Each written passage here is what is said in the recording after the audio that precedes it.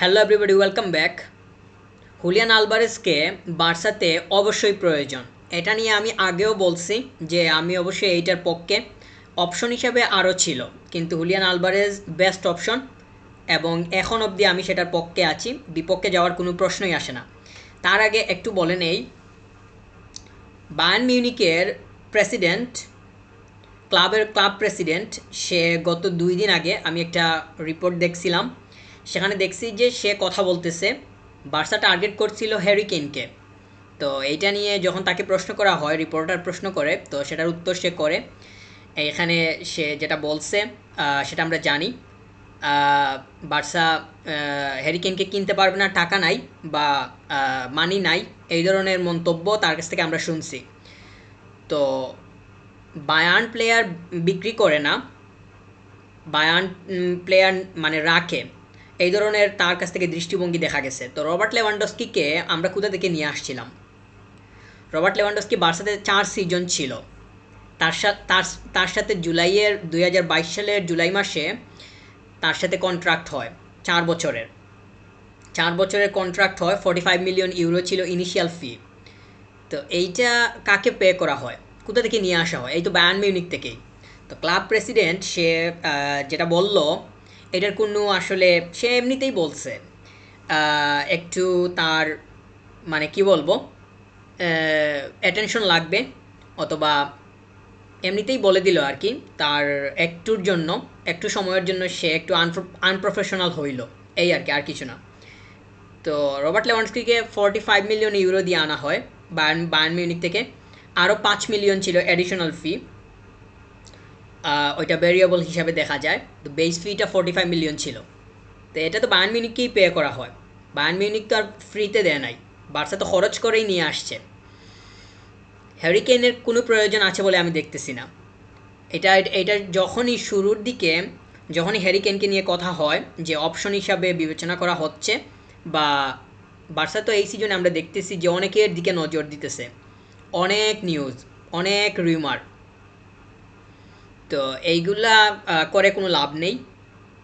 এগুলা মূলত ফ্যান্সদেরকে একটু সাময়িক সময়ের জন্য মানে কি করা, একটু স্বস্তি দেয়া, যে আমি নিয়ে আসতেছি, আমি চিন্তা করতেছি, এটাই। এটা ছাড়া আর কোনো কিছু না। কিন্তু এটা করে কোনো লাভ নেই। বার্সার চিন্তাভাবনা লং টার্মের, কিন্তু এইসব মানে 2 সিজন চলবে, 1 সিজন চলবে, এই ধরনের প্লেয়ারের দিকে যাওয়ার কোনো প্রয়োজন নাই। হ্যারি কেইন যেখানেই আছে তার মতো থাকুক, এখানে বার্সাতে কোনো প্রয়োজন নাই। এই যে রবার্ট লেভানডস্কি 4 সিজন বার্সাতে ছিল, এখন এই জায়গাতে একটা প্লেয়ার লাগবে যে লম্বা সময় বার্সার সাথে থাকতে পারে, থাকার সম্ভাবনা তৈরি করবে। এইটা কারণ। রবার্টের বিকল্প লাগবে, এটা আরেকটা কারণ। লং টার্ম ভিশন আছে, তাহলে ওই ভিশনের সাথে প্ল্যানিং কিংবা আমি যেই ধরনের স্টেপে যাইতেছি ওইটার ম্যাচিং লাগবে, এইটা একটা কারণ। আবার আমরা যদি এমন কোনো প্লেয়ার আনি যেটা আমাদের স্টাইলের সাথে খুব ভালোভাবে মানানসই হবে, স্টাইলটা ধরতে পারবে, সেটা আরেকটা কারণ মানে হুলিয়ান আলভারেজের দিকে নজর দিতে। হ্যারি কেইনের কোনো প্রয়োজন আছে বলে মনে করতেছি না, কোনো দরকার নেই। সে যেমন আছে ওই রকমই থাক। একটু শক্তভাবে আলভারেজের জন্য আগানো দরকার। ওরে আনা গেলে 5 থেকে 6 সিজন একদম নিশ্চিন্তে কাটানো যাবে, শক্ত একটা প্লেয়ার পাওয়া যাবে। একটু মানি খরচ করতে হবে। আমরা জানি কয়েকদিন আগে আমরা দেখছি যে লা লিগা থেকে বার্সাকে জানানো হয়, ইনফর্ম করা হয় যে 1:1 যে রুলটা আছে সেইটাতে বার্সা প্রবেশ করছে। তো এলিজিবিলিটিটা ওই জায়গাতে আছে। প্লেয়ার সাইনিংয়ের জন্য এখন অনেক বেশি পরিমাণ প্যারা পাওয়া লাগবে না, কিংবা ঝামেলা পোয়াতে হবে না। তো এটা very good, it's very good.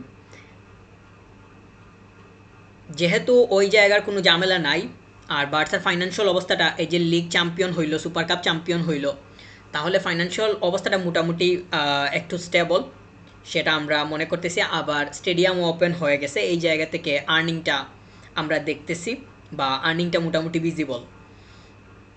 একটু খরচ করে হলেও আলভারেজের দিকে ঝুঁকা দরকার। আমরা এখনও দেখতেছি যে বার্সা এইটা নিয়ে চিন্তা করতেছে, আলভারেজের বিষয়টা নিয়ে। এখন যেই অবস্থায় আছে সেইটা আমরা জানি যে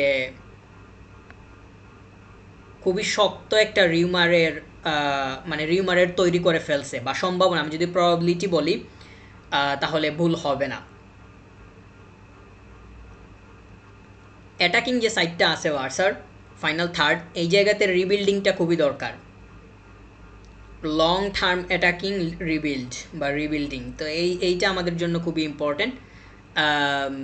একটা প্লেয়ারকে নিয়ে আসতে হবে যে প্লেয়ারটাকে আনলে ওই জায়গাটা নিয়ে যেমন নিশ্চিন্তে থাকা যাবে, ঠিক তেমনই লম্বা সময় এই প্লেয়ারটা সার্ভিস দিবে, আবার স্টাইলের সাথেও খুব দ্রুত ম্যাচ করবে। হুলিয়ান আলভারেজের যে এক্সপিরিয়েন্স, সে আমরা দেখতেছি যে বিভিন্ন জায়গাতে তার খেলার অভিজ্ঞতা, অ্যাটলেটিকো মাদ্রিদের হয়ে তার পারফর্ম আমরা দেখতেছি, বার্সার এগেনস্টে, রিয়ালের এগেনস্টে তার পারফর্ম আমরা লক্ষ্য করি, বিগ ম্যাচগুলোতে সে পারফর্ম ইজিলি দিতে পারে।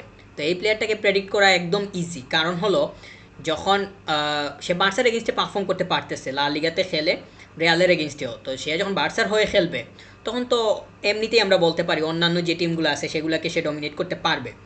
আবার আমরা দেখতেছি যে ওয়েফা চ্যাম্পিয়ন্স লিগে ভালো করছে, সে ম্যানচেস্টার সিটি থেকে আসছে, এখানে তার পারফর্ম কেমন ছিল সেটা আমরা জানি, তার তার অনেক কাপ আছে, তাছাড়া ওয়ার্ল্ড কাপে কেমন করছে সেটা আমরা, তো তার যে জার্নি, সে বিগ সময়ে বিগ মোমেন্টামে বিগ ম্যাচে তার পারফর্ম করার অভিজ্ঞতা একদম ক্লিয়ার।